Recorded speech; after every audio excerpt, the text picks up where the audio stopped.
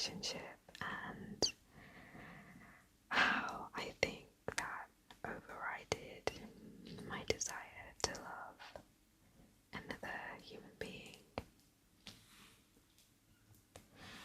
I was reflecting and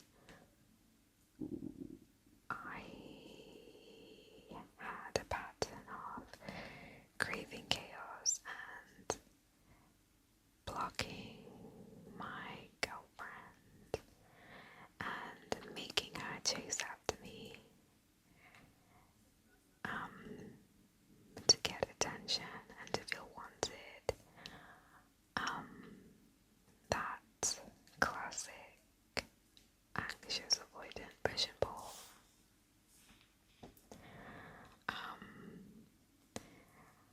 And I think maybe people may find this relatable or maybe interesting if you're not an avoidant, because I know my ex and other people who are more anxious, like they don't get why you would do that, why you would push away someone that you at one point cared about. They find it highly illogical, but the more you do your research, the more you would get it.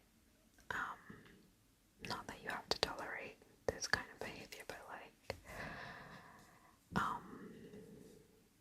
instead of thinking you know everything, because I notice how people talk about avoidance is very unfair a lot of the time, and yeah, they just don't get it at all. And there are a lot of people who don't get it, who talk too much about a topic that they have no idea about, which is kind of annoying. I don't like it when people talk about things they are not knowledgeable on. But yeah, I think I would create the whole push-pull dynamic as a means of control, and if my partner chased me, which she would, to me it meant that she loves me more, and so I had the upper hand and it would boost my ego. And I think that would happen when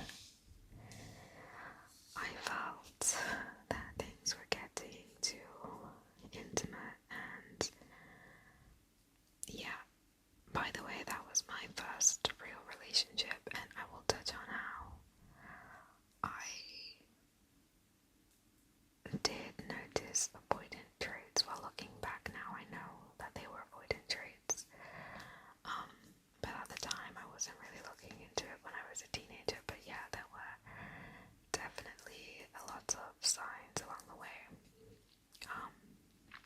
And I am still in my early 20s right now, but I got into this relationship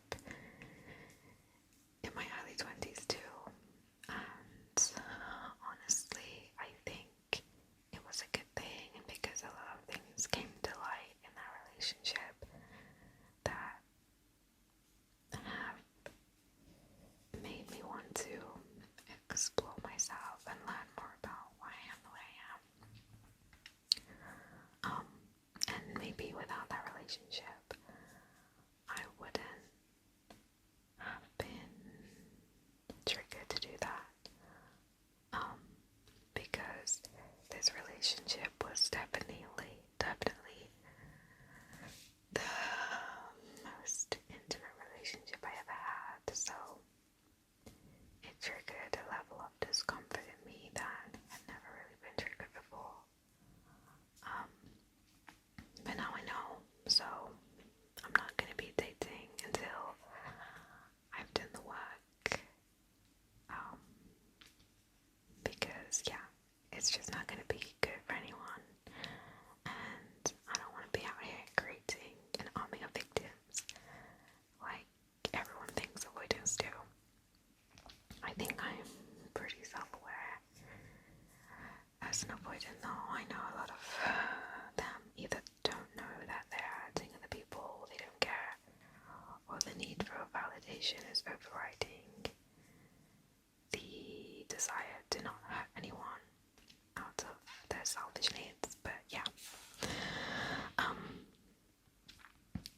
part of me would want connection with my ex-girlfriend, but another part wanted to maintain control and distance, so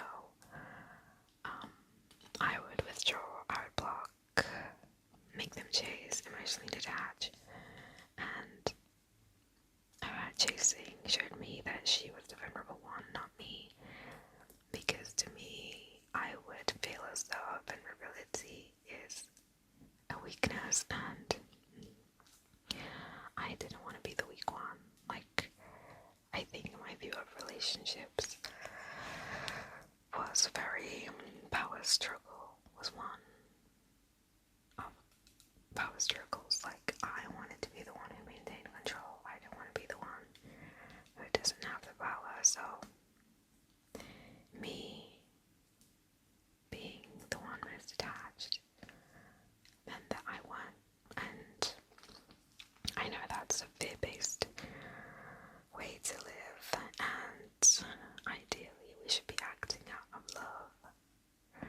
That's what a healed individual would do, but yeah, at the time I couldn't do that, and I wanted to protect my ego, and chasing after me constantly confirmed that I'm desirable, because someone wants to chase after me. Clearly there's something good about me, right? And yeah, running away would mean I didn't have to deal with vulnerability. So yeah, basically that's what the kids call playing in someone's face, and in the beginning I did realize that I would be able to play in her face. I will touch on that more again, but like at the time these things were more subconscious. Like, I didn't sit out planning this line by line, but things all played out in a way which I now know is a very predictable pattern in an anxious avoidant pairing. But yeah, but like, yeah, as I said, everything that I would do was pretty much to boost my ego. This all began, as you know, this began early on. I would withdraw and block, or try and break up at minor conflicts, right? But it wasn't a true boundary. It was more to check if she would run after me, and she always would run after me, so I knew, oh yeah, like, she's not going anywhere, you know? And to anyone watching who may be the one always chasing, letting an individual know that you're never gonna leave them, yeah, they're probably gonna play in your face, just letting you know. So you need to have strong boundaries to avoid being played with, and to let your desire for love override your desire to be respected. So all of this push and pull stuff meant that true intimacy could never happen between us in the early stages, like pre-10 months, I think. We had very intimate moments, and like we would cry on the phone to each other because we loved each other so much. But then things went wrong, and I began to feel uncomfortable and exposed, and then I began the provocation, the blocking, pulling away to create distance between us, and she would chase. She wanted me to be in her life, and she really loved me, and that feeling of knowing someone wants you so bad, it is validating, and that's a feeling that I enjoyed, but it's kind of short-lived, and I would need to pull away again to get my fix, you know? It's kind of like an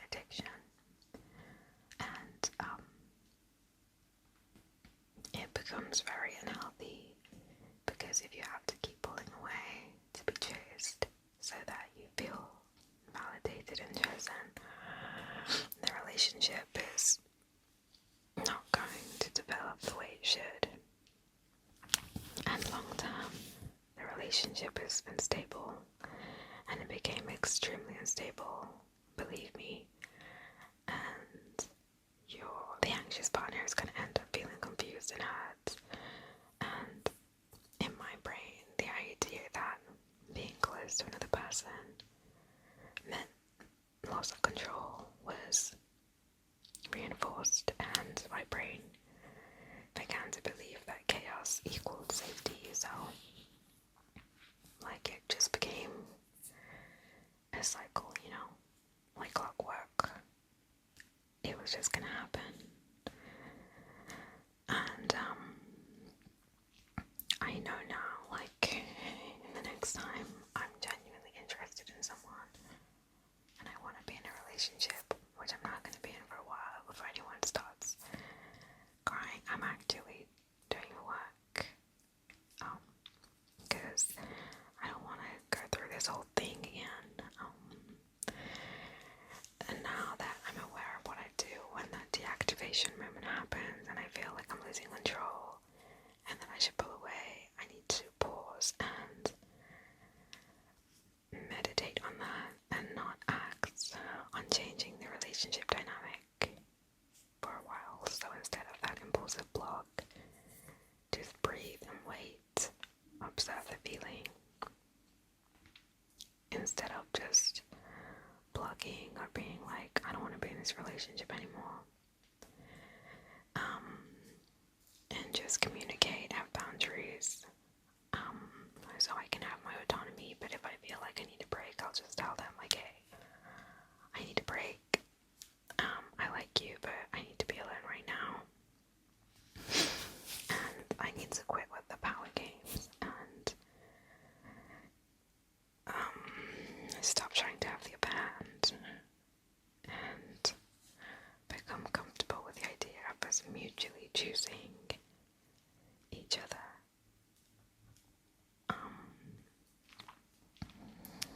Because otherwise it becomes quite unhealthy, and the one doing the chasing is doing the bulk of the work in the relationship.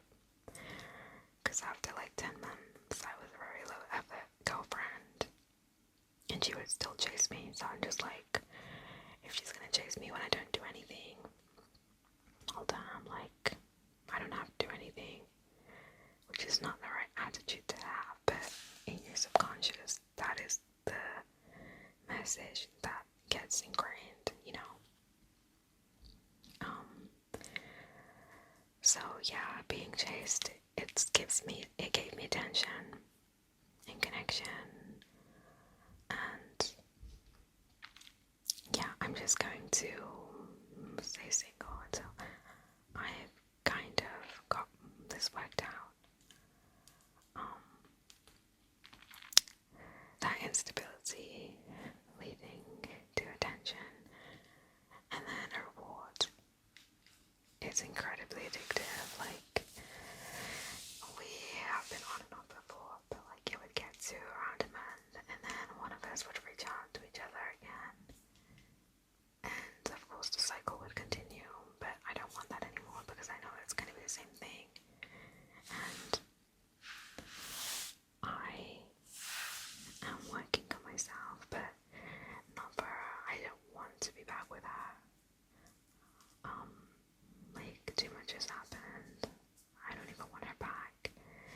And I know the moments when I do want her back, it's not because of a genuine need to rebuild a relationship. It's more to get that attention from someone who has always been there, but I don't want to depend on that anymore,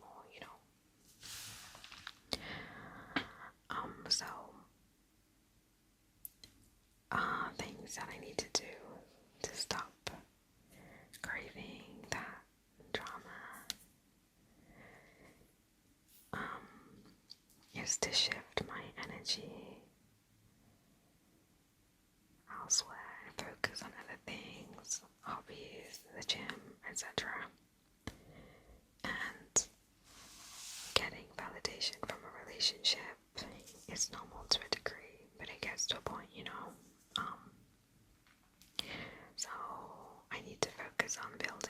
information in other areas that I value. So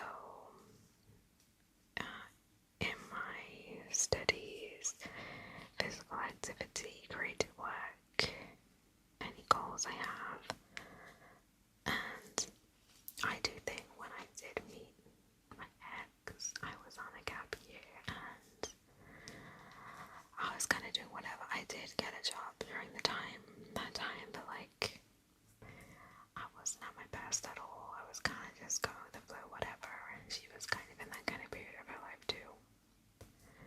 And we would spend a lot of the time initially just on the phone talking, and we got, I think, close way too fast. And I know that can be very typical of lesbian relationships, but I mean, the way my life is going now, I'm not going to have that time to just be on the phone for hours with a woman. So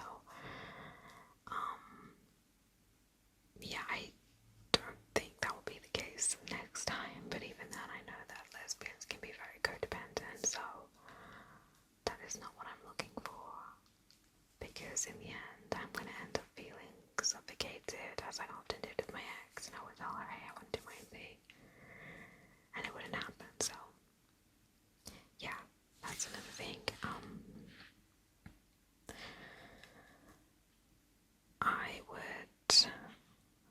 Another thing is that I would feel bored when things were stable, because I needed that chase to, give me dopamine. And obviously that's unhealthy, because if I constantly want attention, we're never going to have a healthy, normal relationship. And I've always been the one who has less interest in the other individual. So I think my brain picked up a pattern where I wasn't even aware of it, but when I realized that I can do the bare minimum because they like me more than I like them, I can get away with being a little other partner. I mean, that is until an anxious partner has had enough, but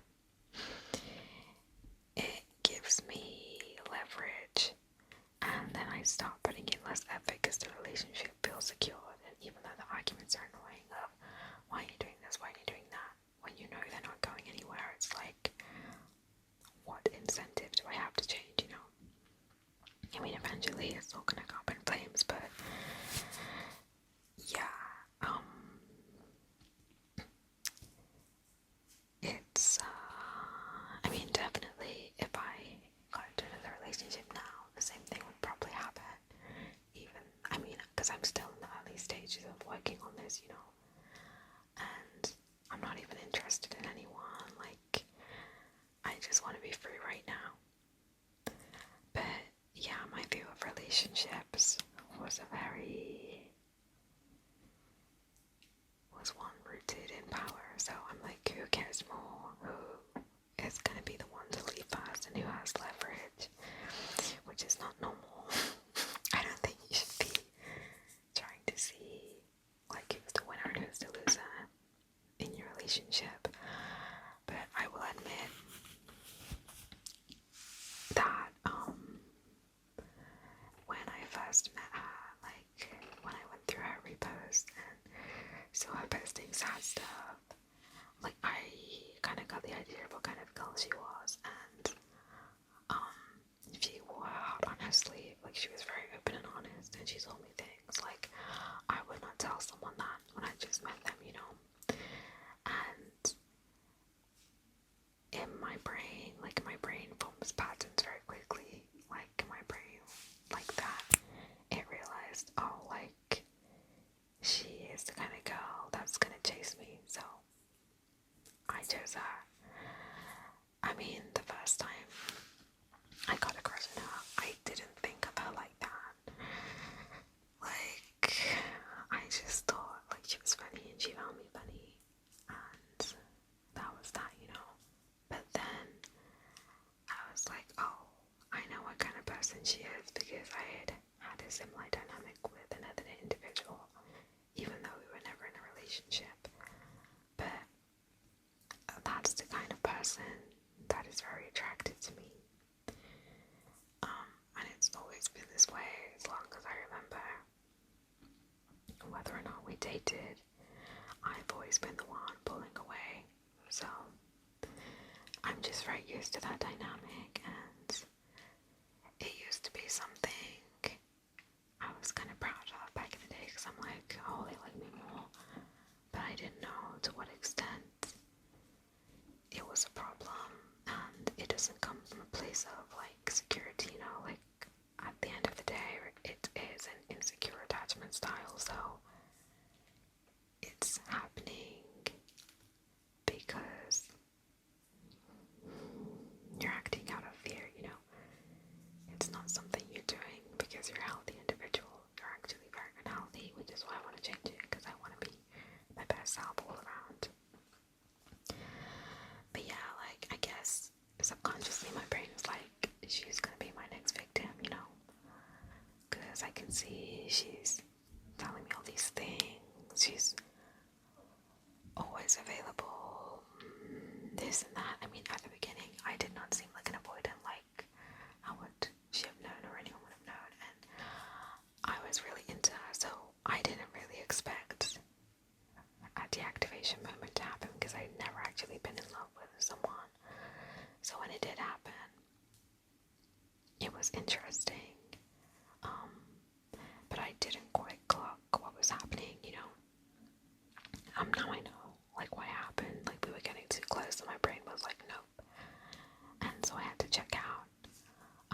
But yeah, in the beginning, like, people always like ways to tell they're an avoidant when you meet them. But like, no, I was very open. I was writing paragraphs. I was crying on the phone, because I'm like, I love this girl so much. Like, I never felt this way about anyone. And I mean, I never had, but like, you would never have seen the switch up that was gonna happen. And I mean, that's very unfortunate. I understand why people hate avoidance, but like,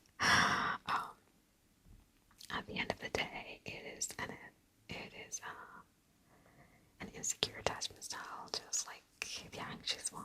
But I think it's more that because anxious people are ones who chase, they don't get the bad rap, because it's the avoidants who are always running and leaving, which is gonna make you the villain, you know. And I guess that's why we get villainized, you know. And there's validity in that, you know. I don't think it is a crazy thing. Like, these things don't come out of nowhere, you know. But yeah, the whole push and pull thing for me is definitely about seeking validation, and getting attention. Like, having a partner for me is like having a constant attention source, you know. In multiple ways, you know, like, it's a very easy way to get it. And I think when I feel like I miss her, it is less about her and less about loving her, because now I wouldn't say I love her, or did towards the end of the relationship. I definitely had an attachment towards her, but loving is an action where you do things that benefit the other individual, and true love is when both parties are benefiting each other, you know. It was definitely like that in the beginning, like up till about 10 months, you know. But after that, like, if you're not doing things for your partner, you're not trying to make them feel good, that's not love anymore. But I had just become so hooked on the constant validation and attention, and because I was not providing that for myself, I didn't know how to. I became reliant upon another woman to do that for me. And that is one big takeaway I had from the relationship. Is like, now I want to become so secure in myself in every way that like I don't need to rely on anyone for anything. Like, I know people talk about this with money, like, oh, like, make sure you have your own money to protect yourself, and yeah, 100% you should. But even in my emotionally, because you're gonna end up in bad situations if you are wholly reliant on another to validate you and make you feel good about yourself, you know. Too much seeking of external validation is not a good thing. It means you need to do some inner work. And looking back now, I was very selfish in my approach to the relationship after things went wrong, and at that point I cared more about getting validation and boosting my self-esteem through her than loving her. In the beginning, I definitely did love her, because I would actively listen to her but her needs first and spoil her, and whenever she had an issue I would jump to fix it, you know. If something bothered her, I would be like, yeah, I'm never gonna do that again. But in the end, like, I just was like, yeah, I didn't have that at all. And she would always be like, what happened? Like, how did this happen, you know? And even after she realized I was avoidant and she did research on it, she still didn't get it. And I think people find it really difficult to wrap their head around this, you know? They just find it unfathomable that people like us could exist, especially as women. I think avoidant women are very strange to people, and she would tell me that she thinks that I act like a man and there were men with more empathy than me, blah blah blah. I mean, it's whatever, like, I don't really care. It's not my fault, I'm not like other girls, but anyway, yeah, I used to spoil her, but I needs first, but after around 10 months, it morphed into me being more concerned about winning, having the upper hand, and keeping her to validate my ego, even though I was a low effort partner. I don't exactly regret it, because I was operating from a different state of awareness back then, so it's kind of illogical to get mad at a version of myself that I no longer am. All that I can do now is use all of that as data and analyze it, so that next time I can do better and catch myself before I do something that I may end up regretting. Although I just said, like, it's illogical to regret things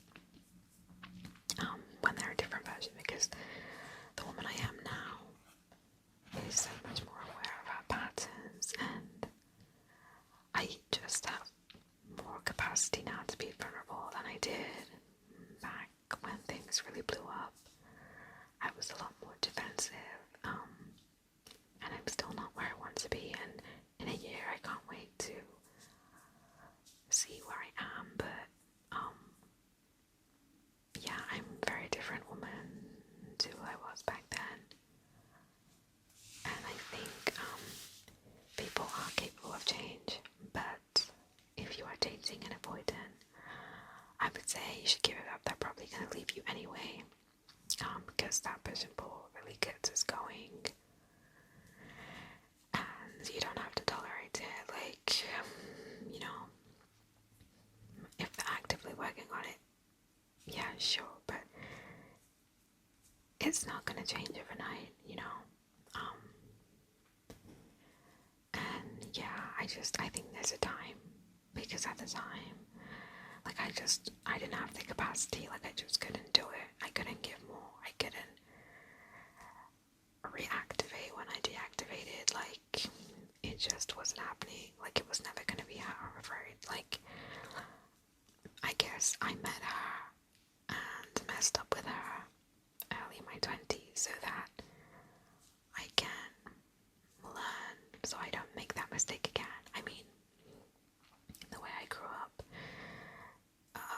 the way things went is not really surprising, and I'd never been in a relationship before, but now that I have, I can make the changes I need to and learn to look after myself, so I don't look to others to validate me, you know.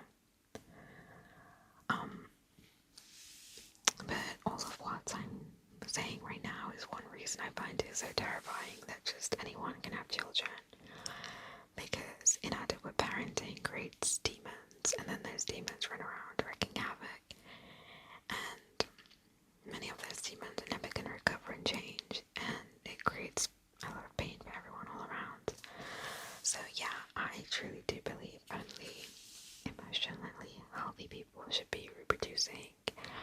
Is there any way I can enforce this? No, but I wish I could. It would save their offspring the hassle of having to do the work to return to a healthy baseline. Because a lot of people don't want to do the work, because why would they when it's easier to go through life, you know?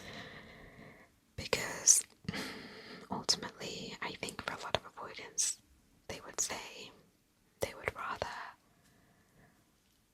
not be vulnerable, have the upper hand, even if it meant that they would never experience true love, you know? Like, is the juice worth the squeeze for them? Probably not. But I think it may be worth it for me. But it's not really about other people, really. It's more about me, the journey that I'm on, because I know that I'm not 100% happy myself, which has reflected in the actions I have undertaken, and you know, everything. And if I was happy and healed, certain things would not have happened. So yeah, a lot of it is more about me. But then if I happen to fall in love with another woman, then yeah, I'm gonna be ready to treat the relationship with the respect that it deserves, you know. But anyway, thank you for watching till the end. If you did, I appreciate you. I hope you found it interesting or maybe relatable. I would like to hear from other avoidants, if you relate or like how your brain feels around this push and pull topic. Did it help you come to any realizations about why you act the way that